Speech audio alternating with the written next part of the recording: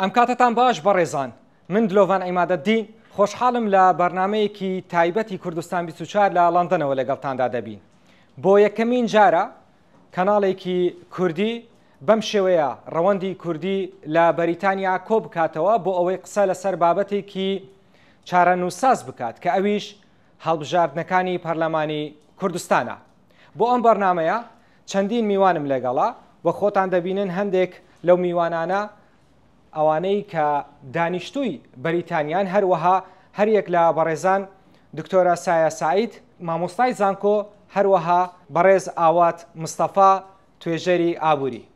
دکتۆرە سایە لە بەڕێستانەوە دەست پێ بکەم. تۆ وەکو مامۆستایەکی زانکۆ و 50 ساڵە لە بەریتانیای پێت وایە ئەم کابینەی ئێستا شایانی ئەوە بێت کە دووبارە خەڵکی هەرێمی کوردستان دەنگی پێ بداتەوە و متمانەی پێ ببەخشێت؟ وەڵامەکەم بۆ پرسیارەکە و بەڵێ، چونکە بەڕاستی وەلو من 50 ساڵە لە بەریتانیا ئەژیم، بەڵام من بەڕۆح لە کوردستانم و تەنیا پەیوەندی من بە کوردستانەوە کە دائیمە وام لێکە ئاگام لە هەموو شتێ بێ تعقیبی ئەو تەلەڤیزیۆنانە کەم کە هەیە و ئەوەی کە من ئاگادارم بۆ کابینەی نۆ هیچ هەفتەیە بەسەرمان نەڕۆیشتووە بێ ئەوەی دەستکەوتێ ببینم. دەستکەوتەکانی زۆر زۆرە، خزمەتگوزارەکانی کابینەی نۆ بۆ کوردستان پێشومایە. یەکێ لەو شتانەی کە زۆر مهمە ڕێگەوبان، زۆر ڕێگەوبان کراوەتەوە لە کوردستانە و هەروەها قوتابخانەیەکی زۆر دروست کراوە، خەستەخانە. هەر لەم ڕۆژانە ئاگامان لێ بوو کە جەنابی سەرۆکی ئەنجومەنی وەزیران بەردووبناغەی خەستەخانەیەکی زۆر گەورەی دانا لە هەولێر کە بەشێکی ئەو خەستەخانەیە بۆ نەخۆشانی شێرپەنجەیە کە ئەوە کێشەیەکی زۆر گەورەیە بۆ کوردستان، بە ئومێدی ئەوەی ئیشەڵا ئەو کێشەیە حەلبێەوە خۆی پەیمانیە کە لەمە دووە نەخۆشانی شێرپەنجە پێویستیان پێنە بێگەشت بکەن و بچنە دەرەوە بۆ عیلاج وەرگرن. جگە لەوەش هەموو شتێکی پچکۆلەش هەر ئاگارە، هەر کراوە وەکو مرور. دائیمە کە من تعقیبی مرورەکەم، مرور زۆر پێشکەوتووە کە شتێکی گرنگە. ئەگەر ئیسا ئێوە تعقیبی ئەو ژمارەی ڕووداوەکان بکەن، ژمارەی ڕووداوەکان کە لە سەر جادەکان دروستە بێ و لە شەقامەکان دروستە بێ زۆر بەرەو کەمی چووە وەکو جاران نەماوە. هەرچەندە ئەو کامێرای پوینت تو پوینت ینی ڕۆڵێکی باڵای هەبوو، بەڵام ڕەخنەشی زۆر لێ گیرا بەوەی کە پارە لە خەڵک ئەستێنن. بەڵام لێرە خۆی ینی لە هەموو وڵاتی خۆش لێرە لە بەریتانیا ڕەنگە هەمان ئەو سیستەمە هەیە ئەوەی کە کامێرای پوینت تو پوینت لە هەموو شوێنە. ئەگەر ئەوە نەبێ ناتوانن کۆنتترۆلی خێرایی خەڵک بکەن. یەکەم دووهەم ئەوەش بیر نەچێ ڕەخنە لە لای ئێمە بۆ بە کەڵچەر لە هەموو شتێ ڕەخناگرن. ئەگینا ئەوە ئەگەر سەیری هەموو وڵاتانی دەرەوە بکەن، لە هەموو وڵاتێکی دەرەوە کامێرەی خێرایی هەیە و جەزای خەڵکیان لەسەرەوەی کە خێرا بڕوە. اینجا لێرە ڕەنگە پرسیارێک دروست بێت دکتۆرە سایە، ڕەنگە کەسانێک هەبن و ئەو پرسیارە لای خۆشم دروست بێت. مەسەلەن دەبینی ئەو هەموو شتە باشە بۆ کوردستان کراوە، ڕەنگە کەسانێک هەبن لە کوردستان بپرسن ئەی بۆ ناگەڕێیتەوە کوردستان، مەسەلەن تۆ 50 ساڵی لێرە بۆ ناگەڕێیتەوە کوردستان؟ یەکەم من کە هاتم بۆ ئێرە زروفی کوردستان وانە بوو، زروفی کوردستان زۆر خراپ بوو و نیوە مەجبوریە بووین کە بینە ئێرە. ئەوسا کە من هاتم وەختی سەددام بوو هێشتا ئیترکەیەتیشە ئێرە بیانی دا ئەمەزرێ لێرە و مناڵە لێرێ و مناڵە لێرێ و تۆزێ زەحمەترە بگەڕێتەوە. بەڵام من هەر پەیوەندێکی تەواوم هەیە بە کوردستانەوە، دائیمە سەرێمەوە، دائیمە هەوڵێم ئەگەر هەرچی لە هەرچی جێک ناحەیە کۆ بێ خزمەتێ بێ بە چاو بەڕۆحیکەم. لەبەرەوە من هەر پەیوەندێکی زۆرم هەیە بە کوردستانەوە لەو لێرە دانیشتوم. اینجا بێژگە لەوەش ئەو کێشە گەورانەی کە خەڵک پێوەی ئەناڵێ، کێشەی ئاو، کێشەی کارەبا، هەر خەریکی دروستکردنی بەنداوێکی زۆرن لە کوردستان. کابینەی نۆ بە ئیستیمرار بەنداو دروستەکە. ئەگەر خەڵک تعقیبی تەلەڤیزیۆنەکان بکەن ئەیبن. بێجگە لەوەش پرۆجێکتی زۆریان هەیە بۆ کارەبا. اینجا ئێمە لەوەش شارەزا بین کە کابینەی نۆ ئەم شتانەی کە کردووە لە ژێر زەحمەت و فشارێکی زۆرا کردوێت. یەکەم دراوسەکانمان کە بۆمب و درۆن و ئەوانە کە لەسەر کوردستانە کە دائیمە خەریکی ئەوەن اینجا دووهەم بێ معاشی بێپارەیی یعنی توانیوەتی ئەم هەموو ئیشە بکات لە بێپارەیشە لەگەڵەوە کە وەختی خۆی نەوت هەبوو نەوت ئەفرۆشرا کابینەی 20 معاشی ڕێک و پێکی لە وەختی خۆیە و ئیسش هەر زۆر هەوڵەیە کە هەر چۆنێ بە هەر معاشەکان بە ئەسەن وەختێک هەبوو من خۆم سەرم سوڕما بۆ ئەمە پارە لە کوێ ئەهێنن معاشی خەڵکەیەن یعنی بە هەموو کولەمەرگیەک هەر معاشی خەڵکیان ناوە تایتر ئێستا ئاخر شت و عێراق بەو نوع زەحمەتی کردووە. زۆر سپاس دکتۆرە دەگەڕێم وەلای جەنابەت. کاگاوات ئێمە دەبینین لە وڵاتانی دەرەوە جاری وایە کابینەیەک 4 ساڵ 8 ساڵ 12 ساڵ متمانەی پێدەدرێت. کابینەی نۆیەم ئەوەندە پرۆژەی کردووە یاخود کاری وای کردووە بۆ ئەوەی تەواوکەری پرۆژەکانی 4 ساڵی یەکەمی 4 ساڵی دیکەش باوڵێن یاخود زیاتر چکە هەڵبژاردن دواکەوتووە متمانەی پێ ببەخشرێت. بەڵێ سەرەتا ئەمە دەستخۆشی لە جەنابەت و لە کوردستان دووسار بکەم بۆ بەرنامەیە. ئەمە دیارە بەرنامەیەکی هەنووکەی نوێ لە بەریتانیا پێشتر کەناڵەکانی کوردینەیە کردووە کە پێویستەکە بەڕاستی دەستخۆشی لە جەنابەت وەکو پێشکەشکەری ئەو بەرنامە بیرۆکە دروستکەری ئەو بەرنامەوە کوردستان 24 شا بکەین لە کاتێکی زۆر هەستیارە بە کوردانی دایسپۆرە و ڕەوەندی کوردی لەبیر نەکراون ئەمان بابەتێکی گرنگە و پێویستی بەوەی هەیە کە بەڕاستی بەردەوام بێ. بە تاکیدەوەی کە زانی خۆی لە هەرێمی کوردستان 4 ساڵی بیان 5 ساڵی ڕابردووی کابینەی نوێم ینی گرنگە هەموو کوردێک قسەی لەسەر بکە و مافی هەموو کەسێکی شاوانەی کە دەنگیان پێداوانەی دەنگیشان پێنەداوە بەڵام کاتێک کە باسی بابەتێکە ئەکرێ ئەو بابەتانە زۆر بە شارەزاتری و بە کەسی ئەزمونەوە پشت بەس بکرێ. کاتێک باسی هەرێمی کوردستانەکەن بۆ منە لە کابینەوەیم تەنها لە یەک لە ماوەی 5 ساڵان نۆ بەنداو دروست کراوە لە هەموو کابینەکانی تر پێشتر تەمەنەوە وەکو گلەیەک باس ناکەین بەڵام وەکو ڕێکۆردێکا وەکو داتایەکی هەمیشەی زیندوو باسەکەین لە 30 ساڵی ڕابردوو 14 بەنداو دروست کراوە لە کاتێکە لە 5 ساڵی ڕابردوو نۆ بەنداوە دروست کراوە. ئەگەر ئەمە بە قیاسێک لەسەر ئاستی ئاسایشی ئاو لە هەرێمی کوردستان بۆ کشاوەرزی بۆ وەربگری ئەمایان بەڕاستی شتێکی دڵخۆشکەرە. 5 ساڵی داهاتوو لەوانەیە گرفتی ئاو لە هەرێمی کوردستان نەک لە هەولێر لە تاوی هەرێمی کوردستان نامێنێ. ئەگەر باسی زادە و ڕێگاوبان بکەین لەبەرەوەی هیچ توجارەتێک هیچ بازرگانیەک ناکرێ و کە تو ڕێگاوبانتن ڕێگاوبان تەنها بۆ گەیاندنی کاڵاکانت بۆ دەرەوەی هەرێمی کوردستان گرنگ نییە بەڵام بەڵکو عەزارەت و شارستانیەت و مەدەنیەتی ئەم وڵاتەشا پێشانەدا. لە هەموو بابەتەکان و بوارەکانی ترە بەڕاستی ڕێکۆردێکی باشێ بەڵام بۆی کە زیاتر باوەڕمان بە قسەکانمان هەبێ نەبێتە بابەتێکی لۆکاڵی تەنها کوردێک باسی سەرکردێکی کوردەکە هەر کەسێک کە گومانی لەم داتانە هەیە هەر کەسێک کە خۆی بە کەسێکی بە زانست و شارەزا ئەزانەی بە زمانی کوردی بە هەموو زوانەکانی دەتوانین لە سایتەکانە بگەڕێت کە لە ڕێکۆرداتی عالەمی هەرێمی کوردستان یەکێک بوو لە وڵاتانەی کە نەک پێشکەوتوترین بەڵکو یەکێکە لەو هەرێمانە وڵاتانەی کە بەرەو پێشکەوتنێکی زۆر گەورە ئەڕوە کەمیان بەڕاستی دڵخۆشکەرە کە ساڵانە داتایەکی وە لەلایەن IMF وورلد بانک دەیان ڕۆخراوی تری کە سەر بە نەتەوەی گرتوەکان و ڕێکخراویترن کە باسەکەن جگە لەمەش بەڕاستی خودی کەسایەتی سەرۆکی حکوومەتی هەرێمی کوردستان کاک مەسعود بارزانی یەکێک لەو کەسایەتیانە لەگەڵ ئەو مقەیرانە کە دکتۆر سایە باسی کردو هەموو شتان ئەزانن بەڵام ئێستا بە پێی ڕێکۆرداتی جیهانی یەکێکە لە 50 بەهێزترین کەسایەتیەکانی جیهان بەهێسی و کەسایەتی سەرکردە و بە تایبەتی سەرۆکی ئەنجومەنی وزیران لە هەرێمی کوردستان بابەتێکی هەنووکەی نیە بەڵکو بابەتێکی پێویستە لە هەمان کاتیشدا کاریگەری ڕاستەخۆی پۆزیتیڤانەی هەبووە لەسەر دروستبوونی کابینەیەک لە کاتێک قەیرانزانی یەک شتێمێ بڵێم کە پێشتر نەوتراوە بەڵێ زۆرترین قەیران لە 5 ساڵی ڕابردووە هەبووە ئەمان هیچ گومان و شکێک هەڵناگرێت زۆرترین قەیران لە هەرێمی کوردستانە لە 5 ساڵی ڕابردوو بەقەدەر 25 ساڵی ڕابردووە ڕوویداوە ئەمەیان خۆی پەیامێکە بە تۆ ئەگەنێ کاتێک تۆ حکومەتێک تەوێت دامەزراوەیەک ئەتەوێت لەسەر ئەساسی دروستبوونی دەوڵەت تا دریشکەی بە تاکید قەیرانە دروستە بێت لەگەڵ هەموو قەیرانانەی کە لە هەرێمی کوردستان شا هەبوون کە هیچیان لەژێر دروستکەر و بابلێن لەژێر دەسەڵاتی سەرۆکی حکوومەتی هەرێمی کوردستان ئەدانە بوون بەڵکو لە دەرەوە دروستکرا بوو هەندێکیان سروشتیوانی تریان بابلێن بەم قەستا ڕوبەڕووی هەرێمی کوردستان کرابوون بەڵام هەرێمی کوردستان توانی لەسەر پێ بوەستێ و بەردەوامش لە پرۆژەکان کە پێویستەکە لە داهاتوو بنە پرۆژی استراتیژی. بەڵێ زۆر سپاس کاگاوات بەڵام مەبەست ئەوە بوو کە وا پێویست دەکات ئەم کابینەیە دووبارە دەنگی پێ بدرێتەوە و درێژە پێدەری کابینەی ینی پێشووی خۆی بێتن. هیچ گومان هەڵناگرێت زانی ئەوەی کە ئێستا لە هەرێمی کوردستانە بەردەوامی هەیە بەشێکی استراتیژەتی بەشێکە کە لە ڕواڵەتە ئەبێ ڕووبدا بەڵام بەشێکی تری استراتیژەتی خودی ڕۆیای کاک مەسرور بارزانیە بۆی ڕۆیاکانی بگەنە شوێنی تەواو بۆی استراتیژەتێک کە بێ بۆی کە دامەزراوەکان لە هەرێمی کوردستان بە دامەزراوەی بازرگانیشەوە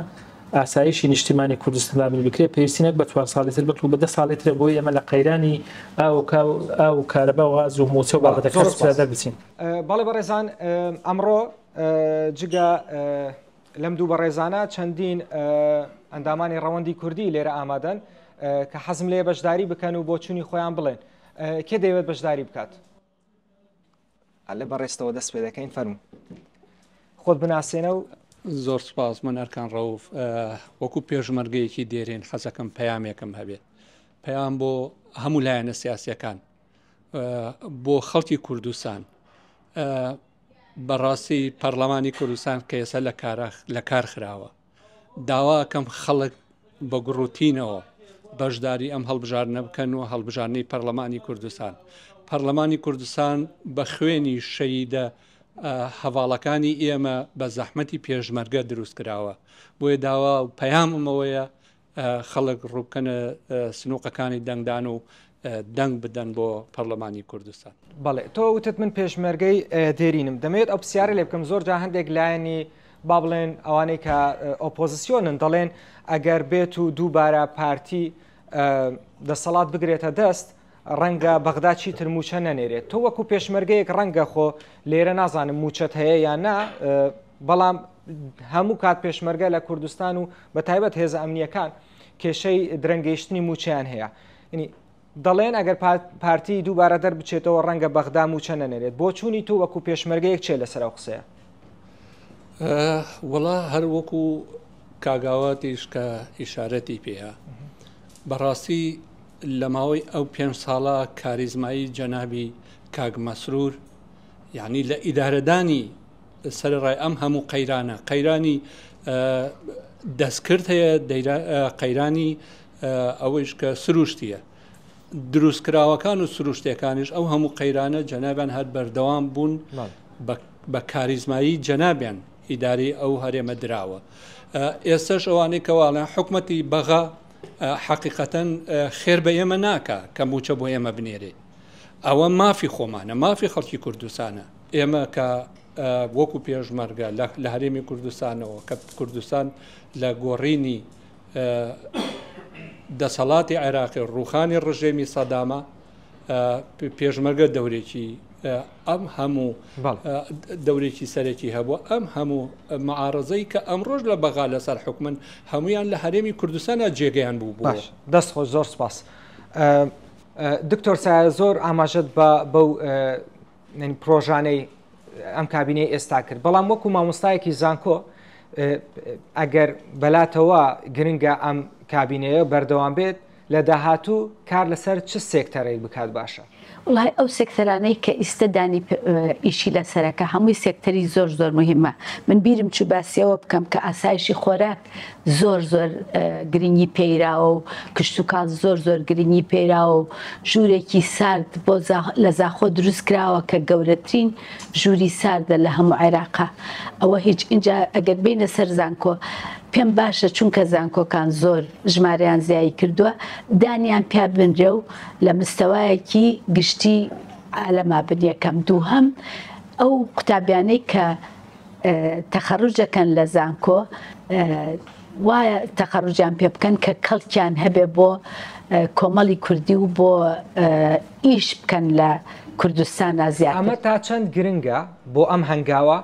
حکوومەتی هەرێمی کوردستان ینی سوود لە تەجروبەی ئەو مامۆستایانە وەربگرێت کە لە زانکۆکانی دەرەوە دەرز دەڵێنەوە وڵی خۆ هەر خەریکن مەسا من وەختی خۆی چوومە کۆنگرەیە کە دروست کرا بوو بۆ خوێننی باڵا و هەموو پێشنیاری باشمان کرد و زۆر بە کەڵک بوو یعنی هەر خەریکن پەیوەندیان هەر هەیە و تەلەبە هەر ئەنێرن بۆ دەرەوە و ئیشەڵڵا هەر بەردەوام بن و زیاتریش ئیشی تیاکەن هەر ئەو نقطەیە زۆر مهمە کە تەلەبە پەروەرداکەن وای پەروەردە نەکەن تەنیا ئیتر شەهادەکەی وەرگرتووە و تەواو حازری کەن بۆ ئیشکردن دوای ئەو شتێکی کەشەیە بۆ قوتابیەکانی خۆشمان کە تەخەڕوج دەکەن هەموو بەتەمان کە حکوومەت تەعینیان کا و دائیمە گلەی لەواکەن لەگەڵ ئەوە کە ژمارەیەکی زۆر لە کوردستان حکوومەت پارەی بۆ ئەیە ئەگەر ئێمە مقارنەیکەین بە ژمارەی ئەو کەسانەی کە حکوومەت پاریان بۆیە من ستاتیستێکم لە کاک ئاوات وەرگرت لە بەریتانیا 5.7 ملیۆن کەس حکوومەت پارەیاتێ کە ژمارەی دانیشتوانی بەریتانیا 75 ملیۆنە بەڵام لە کوردستان کە تەنیا 5 ملیۆنە حکوومەتی کوردی 1.1 ملیۆن دامەزراوی هەیە کە ئەوە بارگرانێکی زۆرە لەسەر حکوومەت لەبەرەوە ئەگەر قوتابەکان ڕابێن بەوەی خۆیان بگەڕێن بۆ ئیش و خۆیان ئیشکەن لەوە باشترە کە دایمە چاوەڕوان کەن حکوومەت تەعینیان کە کاگاوات دکتۆر سایە ئاماژەی بۆ کرد کە ڕەنگە ئەو قوتابیانەی دەردەچن لە زانکۆنکان مەرج نییە هەمویان لە نێو حکوومەت دابمەزرێن ینی ڕەنگە لە نێو کەرتی تایبەت ڕێگەیان پێ بدرێت بەڵام پێت وایە ئەم کابینەیە کاری وای کرد بێت کە ئەو گەنجانە لە کەرتی تایبەت دابمەزرێنرێن بەتاکی دەزانین چۆنە بامە ڕاستێک بڵێن یعنی هیچ حکوومەتێک لە دنیا نەیتوانێت و ناشتوانێت و لە داهاتووشە ناتوانێت هەموو خەڵکی وڵاتێکە لە هەرێمی کوردستانش بە هەمان شێوە دابمەزرێن و بکات بە مۆزەفی دەوڵەت و دەوڵەت یارمەتی بدات ئەوەی لە هەرێمی کوردستان ئێستا کراوە و بەردەوامی شەکرێوەیە کە هەڵگر کار ڕەخساوە فراهم کراوە بۆی کە خەڵک خۆی کار بکە تو ئەگەر تەماشا بکە لە هەرێمی کوردستان دە ساڵ بەر لە ئێستا بە پێی توێژنەوەی کە خۆمی تێدا بووم لە ڕان کۆپۆرشن 220,000 بزنسی گچکە لە هەموو هەرێمی کوردستان هەبوو بزنسی کچکەمە بەسمان لە خەیاتێکی شەکەتە بزنسی کچکە تا ئەگاتە مەحمەلێکی بچووک ئەمڕۆ زیاتر لە 970,000 بزنس تۆمار کراوە بەس لە هەرێمی کوردستان لە 5 ساڵی ڕابردوو ئەگەر تو تەماشای هەولێر و سلێمانی و دهۆک و شارەکانی تر بکەی ڕێژەی هەڵی کار بۆ خەڵکی هەرێمی کوردستان بە ڕێژەیەکی بەرچاو زیاتر لە 100 بەرز بۆتەوە کاگاوات ئەو پرسیارە خۆ گرنگە زۆر جاری وایە گەنج دێنە ئێرە دەیانەوێت دەست بە بزنس و کاری خۆیان بکەن دەستپێکردنی بزنسێک یاخود کارێکی بازرگانی لە کوردستان ئاسانترە یاخود لە با بڵێن ئەوروپا یان لە بەریتانیا ینی من ئەمێ ڕاستێک بڵێم لەوانەیە زۆر خەڵکی لە هەرێمی کوردستان خۆی بۆ پرسیارە ئامادە نەکردبێ بەڕاستی تاچی کورد لە هەرێمی کوردستان تا ئێستاش ئامادەنیەوە بۆ شێوە ئامادە نەکراوە کە بێت لە سیستەمێکی کاپیتالیزمی بەریتانیا و لە شارێک وەکو لەندەنە بتوانێت بژێ ئەوەی کە ئێستا لە کوردستانە هەیە زۆر باشتر و ئاسانتر و ئیش کار پێکەرترە لە کوردستانی لە وڵاتی خۆمان دامەزراندن و دامەزرانی بزنسێکیان بوون بە خاوەنی کاری خۆتە زۆر ئاسانترە بۆ لە بەرەوەی یاساکانی ئاسانترن شوێنەکە ئاسانترە زمانی خۆتە لە کۆمەلگا و لە کەلتورەکەی خۆش تا شارەزای کەمانە هەبنە بگرفت لە موشانگرتی زمانەکەیە کەسێک کە دێتە ئەم وڵاتە بەنیەتەوەی کە کارێک بکە هەمان کارکە لێرە ئامادەیەکە لە هەرێمی کوردستان گەلێک زۆرە نایکات دوایش دێت ئێرە لە کاناڵەکان و لە شوێنەکان ترگلەیەوەکە لەبەر بێگانە و ینی ئەم هاونیشتمانی ئەم وڵاتە شوێنی من نەماوەت و لە ڕاستەکەی ئەوانە ئەو کارانێک کە کورد لێرە تاکی کوردیکا لە هەرێمی کوردستانەگە بیکە هیچ کەسێک بێ ئیش نامێت و بێکار نامێنێتەوە بەڵام من پرسیارەوە ئەەکەم و هەموو خەڵکی هەولێر و سلێمانی و دهۆک ئەم حقەتە ئەزانێ بەبێ جیاوازی ڕنگ و ڕەگەز ئەگەر کار نییە لە هەرێمی کوردستان ئێستا بڕۆ لە هەولێر و شارەکانی تر بەدەیان سووری لوبنانی ئوردنی تورک و بەنگلادیش و پاکستانی و هندی کارەکە ئەمانەت ئیشیان چییە لە کاتێکە هەمان تاکی ئێمە زانین چۆن ئێمە پێمان وایە هاتن بۆ ئەوروپا ئاسانتر لە بەرەوەی ڕوبەڕووی ئەو کارە نەبین و کە لە هەرێمی کوردستان هەیە بەڵێ حکوومەت هەرێمی کوردستان فراهەمی کارەکانی کردبوو بۆ خەڵکە جارێکە تشتاکی دەکەمەوە من ئەگەر پێم وایە حکوومەتی هەرێمی کوردستان ئەبێ ڕێژەی ئەو خەڵکانێک کە ئێستا موسەخۆری حکوومەت هەرێمی کوردستانە کەم بکاتەوە زیاد نەکە لەبەرەوەی هیچ حکوومەتێک ناتوانێت نەش بۆ لە دنیا تۆ یەک لە سەر چواری دانیشتوانت موچەخۆری حکوومەت بێ کە ئێستا لە هەرێمی کوردستان ئەمەیە داتاکە بەڕاستی کە بۆتە زەحمەتێک و زەختێکی زۆر هەتا ئەگەر لە حکوومەتی عێراقیشەوە پارە بنێری بۆ هەرێمی کوردستان بۆ موچە لەبیرمان نەچێ ئەمە پارەی حکوومەتی عێراقی و بانقی مرکزی عێراقی نیە ئەمە پارەی حسەی خەڵکی هەرێمی کوردستانە بۆ هەرێمی کوردستان ئەنەردرێ بۆیە هەتا موسەخۆر زیاتر لە حکوومەت زیاتر بێ پرۆژەی ئابووری استراتیژیت کەمتر بێتەوە کە پێویستەکە ئێمە لە داهاتوە ئەو بکەین کە کابینەی ئێستا ئەم کارانەی کردووە بەردەوامش بێ لە داهاتوو باش زۆر سپاس کاگاوت زۆر سپاس بۆ ڕوونکردنەوەکەت بەڵێ بەڕێزان خۆتان دەزانن هەڵبژاردن نزیک بۆتەوە و سندوقەکانی دەنگدان لێرە و پێم وابێ داناندرێ بەڵام چەند لە ئێوە ئامادەن بۆ ئەوەی بشنەوە کوردستان و دەنگ بدەن لەمێ ئەوان قسەم بۆ بکەن بەڵێ چی وات لێ دەکات کە بگەڕێتەوە کوردستان و دەنگ بدەیت؟ شوانەوەی خەڵکی دەڤەرەوەبادینان دانیشتووی بریتانیا ڕاستی وێوەل مکر ئەس پاڵدام کو ئەس بشێم vەگەرمەوە ku evan û ketê te kirin rastî ez bînim hende proje û xizmetguzariyê berçavê têne kirin rastî wekû mucîzeyek bû min waye. Wextê min gelekê me hendê min îşaret findê da û rastî eva biro gewret ket mucîzek waye herê mama da tê te kirin. gelek spas. تۆ دەگەڕێەوە کوردستان بۆی دەنگ بدەیت ینی چی وات لێ دەکات کە بگەڕێەوە کوردستان ڕەنگە ئەوە ینی ئەرکێک بێ لە سەرشانی هەر کوردێک بەڵام ڕەنگە هەموو کەسێکیش ئامادە نەبێ بگەڕێتەوە چی وات لێ دەکات کە بگەڕێتەوە و دەنگ بدەیت فەرموو. پێشەرچی بەخێرهاتنتان دەکەم ئەمن وەکو براشەید و کوڕە شەهید من کە دەگەڕێمەوە کوردستان دەنگ دەدەم دەمەوێت حکوومەتە سەر بکەوی بەڕاستیشت پێ برێ مەگەرە و کابینە دیسان دووبارە ببتەوە کێشەی بێمەعاشی نایەلی یعنی هەموو شتەکان جێبەجێ دەکرێت و هیوادارم براگەورە ببتەوە سەرۆکی حکوومەتی هەرێم. بەڕێزت یەکێک لەوانەیە کە وتت دەگەڕێتەوە کوردستان دەنگ دەدەیت ینی ئەم بژاردنە چۆن دەبینی و چەند گرنگە کە تاکی کورد ئامادەی هەبێت بۆ ئەوی دەنگ بدات؟ بەڵێ پێشەکی زۆر بە خێراتتان دەکەم سوپاس بۆ دەرفەتە بەڕاستی هەڵبژارنی ئەم جارە جیاوازە لەگەڵ هەموو هەڵبژارنەکانی دیکە بۆیە داوە لە هەموو هاونیشتمانیان و هاوڵاتیانی کوردستانیانی ئازیزەکەین ئێمە وەکو کوردانی تاراوگا کە لێرە ئامادە سازیمان کردووە لەگەڵ زۆربەی نخبەی ئەوانە ئێرە کە بینەوە هەمومان بینەوە سندوقەکانی دەنگدان و دەنگ بدەین ئەو جارش دەنگدان بە پارتی دموکراتی کوردستان دەنگدانە بە مانەوەی قوارەی هەرێمی کوردستان ئەگەر پارتی دموکراتی کوردستان لە هەڵبژارنەوە جارێ بە سەرۆکاتی بەڕێز مەسرور بارزانی سەر بکەوێتەوە قوارەی هەرێمی کوردستان پارێزرا و پارێزراوتریش دەبێ و دەستکەوت و ئەوەشمان زیاتر دەبێت لە ڕووی خزمەت گوزاری و لە ڕووی ئابووری و لە هەموو بابەتەکانەوە. پێشەچی بە خێراتنتان دەکەم ئەو کابینەی ئێستا زۆر بربەستی دێتە پێش زۆر کەسانیش هەنە بربەست دروست دەکەن لە بۆ کابینەی نۆ بەڕاستی کابینەی نۆش بە نمونە لە ڕووی ئەمنیەوە زۆر پێشکەوتووە و چەند ئەعداس ڕوودەداتن ئەعداسەکان بە زووترین کات لە ماوەی چەند سعاتێک لۆ خەرچی ڕوون دەکەنەوە بەڵام لێرە من لە لەندەن دەبینم ئەو ئەعداسانەی ڕوودەدا هیچ پیشان نادا هەمووی بنبزر دەبیتن بەڕاستی هەولێر و پایتەختی هەرێمی کوردستان زۆر ئەمانترە لێرە. بەڵێ زۆر سپاس بۆ بۆچوونەکانتان. دکتۆر سایە زۆر جار باز لەوە دەکرێت چکە تۆ خەڵکی سلێمانی دەگوترێت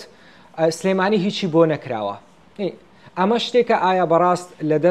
لە ژێر دەسەڵاتی با بڵێن حکوومەتە یاخود ئەرکی خەڵکە کە